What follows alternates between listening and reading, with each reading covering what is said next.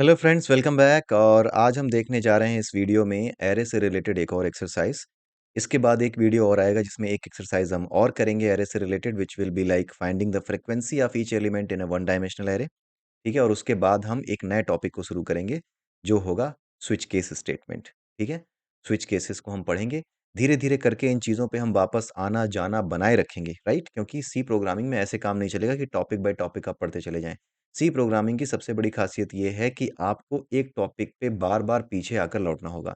आप पॉइंटर पढ़ेंगे तो भी आपको वापस इस पे लौटना होगा, एरेज पे लौटना होगा। ऐसा नहीं कि कोई एक चीज़ आपने पढ़ ली तो काम खत्म हो गया और वो टॉपिक गया। नो, आपको इंटर रिलेटेड करके बार-बार देखना पड़ेगा। They are all inter related topics. अगर आप पॉइंटर पढ़ेंगे तो आपको फंक्शंस पे भी वापस आना पड़ेगा। जब आप फंक्शंस पढ़ेंगे तब भी आपको एरेज़ पे वापस आना पड़ेगा, राइट? जब आप स्ट्रिंग्स पढ़ेंगे तब भी आपको एरेज़ पे वापस आना पड़ेगा। तो स्विच केस स्टेटमेंट हम एरेज़ के बाद शुरू करेंगे और शुरू करने के बाद हम वापस स्विच केस के बाद एक नया टॉपिक होगा स्विच केस आपके लिए। वो इफ जैसी ही कंडीशन होती है, इफ एल्स जैसी। बट द थिंग इज़ कि वो एक इंटरेस्टिंग वे है और एक क्लीन वे है चीज़ों को लिखने का। इफ एल्स में जो आप लिखते हो बहुत ढेर सारे ब्रैकेट्स लग जाते हैं, उससे बचने का एक तरीका है स्विच केस। ठीक है, स्विच केसेस के बाद हम आएँगे फिर से एरेज़ पे। कौन से एरे पे? जो कि स्ट्रिंग्स बनाते हैं, यानी करेक्ट एरे जो होते हैं, जो स्ट्रिंग्स बनाते हैं, उन पे हम आएँगे। और इस तरीके से हम घाल-मेल करते रहेंगे सो दैट चीज़ें आपकी प्रैक्टिस में बनी रहें। और इसी तरीके से ही सी प्रोग्रामिंग स्ट्रॉन्ग हो पाती है, नहीं तो सी प्रोग्रामिंग कभी भी स्ट्रॉन्ग हो नहीं पाती। सबसे पहली लैंग्वेज पढ़ते हैं लोग सी, और अपने करियर के आखिरी समय तक जब वो प्रोग्रामिंग छोड़ते हैं, आपकी करियर का आखिरी समय तब आता है जब आप प्रोग्रामिंग छोड़ते हैं, क्योंकि आपने शुरू तो किया था प्रोग्रामर की तरह, लेकिन आप बनना चाहते थे प्रोग्रामर इंजीनियर। लेकिन एक समय के बाद होता ये है कि कंपनीज में आप बन जाते हो मैनेजर। मैनेजर बनने के बाद आप प्रोग्रामिंग कर देते हो बंद, करते हो काम एमबीए वाले। बिना एमबीए किए आपको एमबीए वाले काम करने पड़ते हैं, राइट? सो इस वजह से क्या होता है कि आप अपनी स्किल्स को उस समय लेकर डाउट में रहते हो कि सी प्रोग्रामिंग आज तक समझ में उस तरीके से नहीं आई, राइट? उसका कारण ये है कि आप ये नहीं जानते कि सी प्रोग्रामिंग केवल और केवल एक टॉपिक पे नहीं चलती। हर टॉपिक अपने आप में इंडिपेंडेंट नहीं है। सी प्रोग्रामिंग बिल्कुल भगवद गीता की तरह है, जिसका हर टॉपिक दूसरे टॉपिक से रिलेशन रखता है। किसी एक टॉपिक को आइसोलेशन में देखा आपने कि आपकी प्रैक्टिस छूटी और आपकी प्रोग्रामिंग कमज़ोर हुई। सी प्रोग्रामिंग तभी केवल आपकी अच्छी हो सकती है जब आप एक टॉपिक को बार-बार टच करें। जब भी कोई नया टॉपिक पढ़ें, तो आप उसको इस लाइट में देखें कि क्या ये टॉपिक किसी तरीके से कहीं और रिलेटेड है? क्या जो हमने एरेज़ पढ़े थे, क्या फंक्शन से वो कैसे भी रिलेशन रखते हैं? क्या हमने जो एरेज़ पढ़े थे, क्या वो फाइल हैंडलिंग से कैसे भी रिलेशन रखते हैं? कोई भी टॉपिक आप पढ़ लें, राइट? हर टॉपिक एक दूसरे से रिलेटेड है, ठीक है? हर टॉपिक को पढ़ने के बाद आप ये ज़रूर देखें कि किस पुराने टॉपिक से इसका रिलेशन निकल सकता है, ठीक है? तो आइए अब देखते हैं find the second greatest element in an array. मैं एक एरे बनाता हूँ इन एन एरे, यहाँ पर सिंगल डायमेंशनल एरे बनाता हूँ, ठीक है? 10 एलिमेंट्स रखेंगे हम इसमें।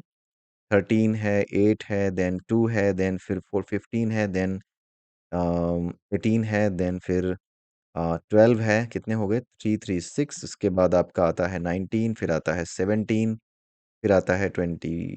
ओके, 20 कितने एलिमेंट हो गए? 4 5 6 7 8 9, राइट? 5 एंड 4 9, एक और रखना है and that should be 16, right? अब यहाँ पे हमने एक एक्सरसाइज की थी एक वीडियो में, इस पिछले के पिछले वीडियो में, जिसमें हमने देखा था कि किस तरीके से हम ग्रेटेस्ट एलिमेंट फाइंड आउट कर सकते हैं। किसी भी एरे का ग्रेटेस्ट एलिमेंट फाइंड आउट कैसे किया जाए वो हमने देखा था। अब हमें ये देखना है कि इस एरे के अंदर जो सेकंड ग्रेटेस्ट एलिमेंट है उसे कैसे फाइंड आउट करें। सेकंड ग्रेटेस्ट एलिमेंट, या फिर कोई हमसे कह दे कि third greatest element find out करना है, कैसे फाइंड आउट करेंगे? Third greatest element, fourth greatest element, right? तो उसके लिए हमें क्या करना होगा, वही हम यहाँ पे देखने जा रहे हैं, राइट? के लिए हम कैसे आगे बढ़ सकते हैं, किस तरीके से देख सकते हैं, वही चीज़ें हमें देखनी पड़ेंगी, ठीक है? हम यहाँ पे क्या करेंगे, फॉर यहाँ पे इंटीजर लेते हैं, in I is equal to, कुछ भी नहीं लेते हैं आई में, क्योंकि फॉर लूप लगाएँगे। For I is equal to 0, I is less than आपका होगा 10, राइट? आई प्लस प्लस, ठीक है? और उसके बाद हम लेते हैं for I is equal to 0, right? या फिर 1 से कर सकते हैं, मैं बता रहा हूँ क्यों कर रहे हैं 1 से। I is equal to 1, I is less than, sorry, J, एक नया वेरिएबल लेना होगा फॉर आई एंड जे, यहाँ पर भी जे आप ले लीजिए। I will tell you, don't worry क्यों मैंने दो वेरिएबल लिए हैं, क्या करने जा रहा हूँ मैं। I is equal to one, sorry J is equal to one, J is smaller than I, right. J is smaller than I, right. और यहाँ पे होगा जे प्लस प्लस, राइट। तो यहाँ पर एक काम हमें करना होगा, I is equal to zero, I is smaller than ten, I plus plus. और मेरे को एक काम करना होगा, पहले एल्गोरिथम समझिए। पहले क्या करना होगा, मैं यहाँ से शुरू करूंगा, पहले एलिमेंट से। सबसे पहले मैं क्या करूंगा, दूसरे एलिमेंट को यहाँ से शुरू होकर के एंड तक जाऊंगा। दूसरे एलिमेंट को देखूंगा क्या ये एलिमेंट इससे बड़ा है, राइट। पहले इटरेशन में मैं क्या करूंगा, ये देखूंगा कि ये एलिमेंट इससे बड़ा है क्या। अगर ये बड़ा है तो इसको यहाँ रख दूंगा, इसको यहाँ रख दूंगा, राइट। यानी स्वैप कर दूंगा, आपस में एक दूसरे को स्वैप कर दूंगा। स्वैप करने का भी आपने लॉजिक देखा होगा, पहले हमने एक वीडियो में देखा है। ठीक है, उसके बाद क्या होगा, यहाँ से आगे जाऊंगा, सेकंड पे जाऊंगा, राइट। और यहाँ पे मैं क्या करूंगा, टू को कंपेयर करूंगा यहाँ पे 13 से। क्या टू 13 से बड़ा है, नहीं, तो कोई रिप्लेसमेंट नहीं होगा। 15 को क्या करूंगा, कंपेयर करूंगा। 15 13 से बड़ा है तो 15 क्या होगा, यहाँ चला आएगा, 13 यहाँ चला आएगा, राइट। 18 को कंपेयर करूंगा 15 से, क्योंकि 15 अब यहाँ पे होगा। 18 को 15 से कंपेयर करूंगा, राइट, क्योंकि 18 बड़ा है तो 18 यहाँ चला आएगा। जब आप इस तरीके से सबसे बड़े एलिमेंट को कंपेयर करके रिप्लेस करते रहोगे ना, तो सबसे पहली पोजीशन पे कौन सा एलिमेंट आएगा, वो एलिमेंट आएगा जो कि सबसे बड़ा है, राइट। सबसे बड़ा एलिमेंट पहले नंबर पे आ जाएगा। उसके बाद अगले इटरेशन में, ठीक है, इस फॉर लूप के अंदर आप यहां से लेकर यहां तक आओगे और इसको कंपेयर करोगे। अगले इटरेशन में क्या होगा, आप इसको छोड़ दोगे, इस वाले को छोड़ दोगे। अब यहां पर जो एलिमेंट है ना, इस एलिमेंट को बाकी बचे एलिमेंट्स के साथ कंपेयर करोगे। जैसे अब जो है आप टू को एट से कंपेयर, टू को एट, यहाँ इस चीज को भूल जाओगे। फिर टू को एट से कंपेयर किया, अगर टू बड़ा है एट से तो रिप्लेस करो। 15 अगर एट से बड़ा है, 18, मतलब जो कुछ भी आगे आता जाएगा, पहले वाले को आप फिक्स कर दोगे, उसको वहीं पे छोड़ दोगे, राइट। कैसे छोड़ोगे वो मैं आपको दिखाऊंगा, लॉजिक में कैसे किया जाएगा वो मैं आपको दिखाऊंगा, राइट। ये बहुत इंपॉर्टेंट क्वेश्चन है, कई बार पूछा जाता है, कई बार इसका एल्गोरिथम लिखवाया जाता है आपसे इंटरव्यूज में।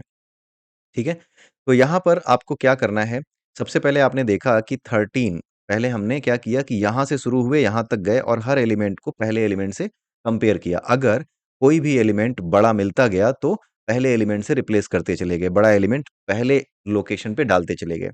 तो ऐसा करते करते जब आप लास्ट में आओगे तो सबसे बड़ा एलिमेंट यहाँ पर मिलेगा। अब आप अगले इटरेशन में, ठीक है, यानी आई इज इक्वल टू वन में, ठीक है, आप क्या करोगे, इसको छोड़ दोगे। अब इसकी कंपैरिजन शुरू होगी जो दूसरे नंबर पे थी। अब दूसरे नंबर की कंपैरिजन आप तीसरे, चौथे और 10वें नंबर तक के एलिमेंट से करोगे, और अब जो बड़ा मिलेगा उससे रिप्लेस करते जाओगे इस दूसरे नंबर के एलिमेंट को। जब आप एंड में यहां पर आके खत्म हो जाओगे तो दूसरे इटरेशन के बाद, यानी केवल दो ही इटरेशन आपको चलाने हैं, दूसरे इटरेशन के बाद क्या होगा, यहां पर सेकेंड ग्रेटेस्ट एलिमेंट आपको दिखाई दे जाएगा। ठीक है, और यहीं पे आप क्या करोगे, यानी कि इस एरे के इंडेक्स नंबर वन पे, क्योंकि इंडेक्स जीरो शुरू होता है, तो इंडेक्स नंबर वन पे दूसरा सबसे बड़ा एलिमेंट आपको मिलेगा, राइट। तो हम यहाँ पे क्या करेंगे, I is equal to zero, I is less than ten, I is less than two, क्योंकि हमें दो बड़े एलिमेंट फाइंड आउट करने हैं ना, दूसरा बड़ा एलिमेंट फाइंड आउट करना है। ठीक है, तो इसलिए हम सिर्फ दो बार चलाएंगे आई को। ठीक है, यहाँ पर हम क्या करेंगे, जे इज इक्वल टू, यहाँ पे हम शुरू करेंगे किससे, यहाँ पर J is equal to I plus one से शुरू करेंगे, राइट। क्योंकि हमें आई तो ये रहा, आई जीरो यहाँ पे रहा। ठीक है, जे आई प्लस वन क्यों करेंगे जे को, क्योंकि यहाँ से कंपैरिजन शुरू करना है। ठीक है, यहाँ पे कितनी बार कंपेयर करना है, 10, एंड तक, जब तक नहीं पहुंच जाते 10, यानी कि इंडेक्सिंग 9 तक, राइट, स्मॉलर देन 10 यानी 9 तक, क्योंकि 9 इंडेक्स लास्ट इंडेक्स होगा। तो आप इसको लास्ट तक कंपेयर करोगे, राइट। कंपेयर करने के बाद वही स्वैपिंग करते चले जाओगे। तो यहाँ पर पहली पहली जो इटरेशन होगी उसमें क्या होगा, यहाँ पर आप देखोगे, इफ एन एरे आई, ठीक है, इज स्मॉलर देन जो आपका एन एरे जे, अगर जे वाला बड़ा हो गया और आई वाला छोटा हो गया, ठीक है, जे वाला बड़ा हो गया, जे ये हो गया और आई ये हो गया, राइट। जे वाला अगर बड़ा हो गया, एरे जे, इस इंडेक्स पे, जे वाली इंडेक्स पे अगर कोई एलिमेंट बड़ा हो गया तो स्वैप करोगे आप, स्वैप। ठीक है, स्वैप करने के लिए आप टेम्पररी वेरिएबल ले लो, int temp is equal to an array I, right. And then आप क्या करोगे, एन एरे आई में आप डालोगे एन एरे जे, ठीक है। उसके बाद आप क्या करोगे, एन एरे जे में आप डालोगे क्या, टेम्प। ये आपका स्वैपिंग हो गई। स्वैपिंग का लॉजिक आई होप कि आपको पता होगा, कोई इसमें समझाने वाली चीज़ नहीं है।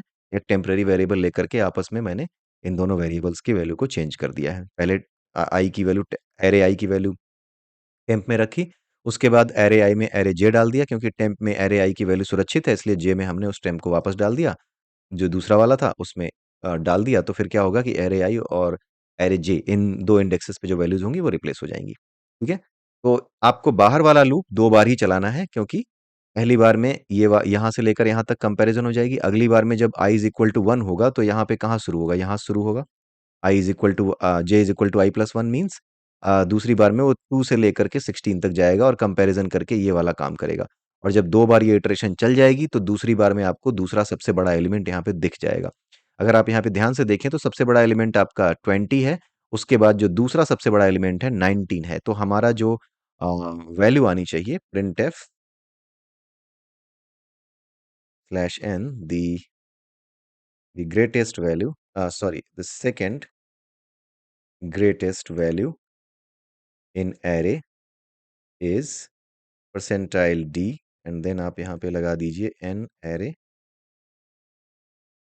वन, यानी फर्स्ट इंडेक्स पे आपको, क्योंकि फर्स्ट इंडेक्स पे ही दूसरा एलिमेंट मिलेगा, और दूसरा एलिमेंट यहाँ पर इस तरीके से आपने अरेंज कर दिया इस लॉजिक के थ्रू कि यहाँ पे सबसे बड़ा एलिमेंट आ जाएगा। सबसे पहले नंबर पे आपका आएगा 20, दूसरे नंबर पे 19 अरेंज हो जाएगा। जब आप इसको दूसरे नंबर यानी कि एरे वन, इंडेक्सिंग वन पे वैल्यू फाइंड आउट करेंगे तो सेकंड ग्रेटेस्ट एलिमेंट आपको मिल जाएगा। अब इसको चला के देखते हैं, लेट अस सी क्या होता है। ठीक है, यहाँ पर आपका आ गया the second greatest element in array is 19, ठीक है।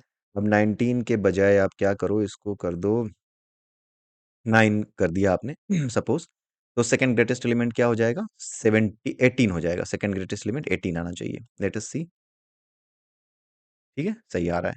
So this is how the logic is working. तो इस तरीके से आप लॉजिक लिख सकते हो, लॉजिक डेवलप कर सकते हो। तो ये जो प्रोग्राम है, आप इसको मैं यहाँ पे रोक रहा हूँ, अगर आप चाहें तो इसको यहाँ पर रोकें वीडियो को, और इसको चाहें तो नोट करके या दोबारा से इसको सही से अपने अपने एंड पर इसको चला करके देखें और समझने की कोशिश करें कि क्या ये आपको पूरी तरह समझ में आया है। क्योंकि अगर आप एक सीजन्ड प्रोग्रामर हैं तब तो कोई बात नहीं, लेकिन अगर आप एक नए प्रोग्रामर हैं जो कि प्रोग्रामिंग सीख रहा है, इन दैट केस आपको ये प्रॉब्लम्स होंगी कि हो सकता है कि लॉजिक ही ना समझ में आए कि कैसे लिखा जा रहा है, राइट? इसलिए आप इसको समझिए और मुझे बताइए कि आपको समझ में आया कि नहीं आया। अब आप एक काम और करिएगा कि आप इसको इस तरीके से अरेंज कर दीजिएगा, पूरे के पूरे अरे को, एक प्रोग्राम ऐसा लिखिएगा कि अगर आपसे कोई पहला सबसे बड़ा, दूसरा सबसे बड़ा, तीसरा सबसे बड़ा, चौथा सबसे बड़ा, पाँचवाँ सबसे बड़ा कोई भी एलिमेंट आपसे पूछे, राइट? यूज़र से एक्सेप्ट कराइएगा कि कौन से नंबर का ग्रेटेस्ट एलिमेंट आपको चाहिए, और उसी के अकॉर्डिंग आप इस लॉजिक को तब तक चलाइएगा जब तक कि उस नंबर के ग्रेटेस्ट एलिमेंट तक के लिए आप जो है उसको कैलकुलेट ना कर लें, जैसे यहाँ पे हमने किया है, ये लॉजिक जो लिखा है। तो इस तरीके से आप चलाइएगा, यूज़र से एक्सेप्ट कराइएगा। हमने यहाँ पे ग्रेटेस्ट एलिमेंट के लिए लिखा था, अब आप जो है एक प्रोग्राम और बनाइएगा जो कि स्मॉलेस्ट एलिमेंट के लिए लिखा जाए। सबसे स्मॉलेस्ट, उसके बाद दूसरा सबसे छोटा, फिर तीसरा सबसे छोटा, ऐसा कुछ भी जो कि आप सोच सकते हैं वो लिख करके देखिएगा, और लिख करके ज़रूर देखिएगा, क्योंकि हर प्रोग्राम को मैं अगर बना के दिखाने लगा then there is of no use, this is of no use. आप इसको खुद करिए, इस लॉजिक, बेसिक लॉजिक को समझ करके आप अपने लॉजिक को स्ट्रॉन्ग कर सकते हैं, कैसे लिखा जाता है वो देख सकते हैं। You can go and practice it. ठीक है, तो अगले वीडियो में हम देखेंगे जो कि इस सीक्वेंस में, एरेज़ की सीक्वेंसिंग में अभी फ़िलहाल के लिए आखिरी वीडियो होगा एरेज़ के सीक्वेंसिंग में। उसके बाद हम जब दोबारा एरेज़ पे लौटेंगे, लाइक स्ट्रिंग्स के केस में, तो हम फिर वापस इन चीज़ों को स्टडी करेंगे। लेकिन उस केस में हम कैरेक्टर एरेज़ को डिस्कस कर रहे होंगे, राइट? लेटर ऑन पॉइंटर्स वगैरह आएँगे तो फिर हम एरेज़ पे वापस आएँगे। आपको हर टॉपिक सी में वापस दौड़-दौड़ के टच करना ही होगा, otherwise you can not understand the concepts in C. हर टॉपिक दूसरे टॉपिक से जुड़ा है, let me remind you again. ठीक है, तो इसी के साथ ये वीडियो मैं यहीं समाप्त करता हूँ, अगले वीडियो में फिर मिलेंगे, तब तक के लिए have a nice day and bye bye.